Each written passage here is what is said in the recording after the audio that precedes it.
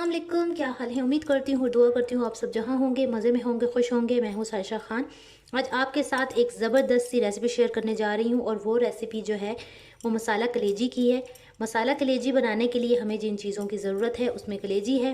आधा किलो मैंने कलेजी ले ली है। इसमें मैंने अदरक लहसुन जो है वो कूट के डाल दिया था और मैंने आधा घंटे रखने के बाद इसको मैंने धो लिया था ताकि इसकी स्मेल ख़त्म हो जाए। नेक्स्ट आप मैंने क्या किया है कि 2 छोटी अदद प्याज ले ली थी मैंने, जो मैंने फ्राई कर ली हैं। आप चाहें तो एक ही बड़ी ले सकते हैं। इसके अलावा कुछ मसाले चाहिए मुझे। इसमें हल्दी है, ज़ीरा पाउडर है, लाल मिर्चें हैं, गरम मसाला है और सूखा धनिया है। ये मैंने तमाम 1 टीस्पून ही लिए हैं। इसके अलावा मुझे 3 टेबल स्पून मैंने दही ले लिया है और मुझे चाहिए लहसुन, अदरक और हरी मिर्चों का पेस्ट चाहिए, जो मैंने 1 टेबल स्पून लिया है और एक छोटा सा मैंने ले लिया है टमाटर। अब आपने क्या करना है कि कलेजी लेनी है, ठीक है, और इसमें ये तमाम मसाले डाल के आपने रख देने हैं।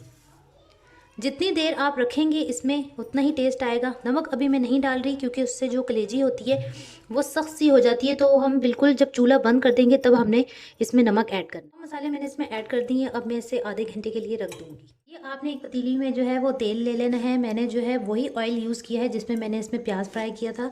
इसमें आप जो है वो थोड़ा सा ज़ीरा डाल दें, ठीक है।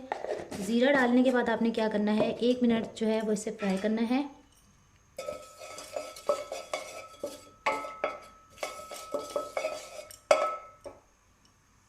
अब मैंने इसमें लहसुन, अदरक और हरी मिर्ची का पेस्ट ऐड कर देना है।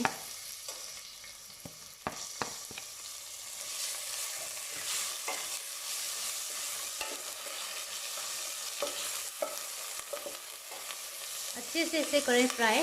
थोड़ा सा इसमें पानी ऐड कर दूंगी।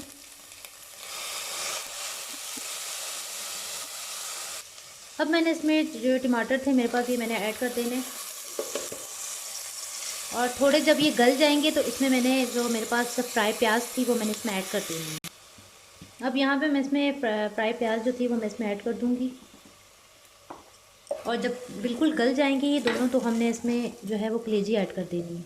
प्याज टमाटर गल चुके हैं। अब हमने क्या करना है कि ये जो था हमारे पास कलेजी थी ये इसमें मैं ऐड कर दूंगी और तकरीबन 2 से 3 मिनट मैंने इसे फ्राई करने के बाद इसमें मैंने दही ऐड कर देना है क्योंकि ये जल्दी कुक हो जाती है, तो हमें बहुत ज़्यादा इसे पकाने की ज़रूरत नहीं है और हमने इसमें अभी नमक भी ऐड नहीं किया, तो इस वजह से ये नरम नरम ही हो। इसके अंदर दही ऐड कर दूंगी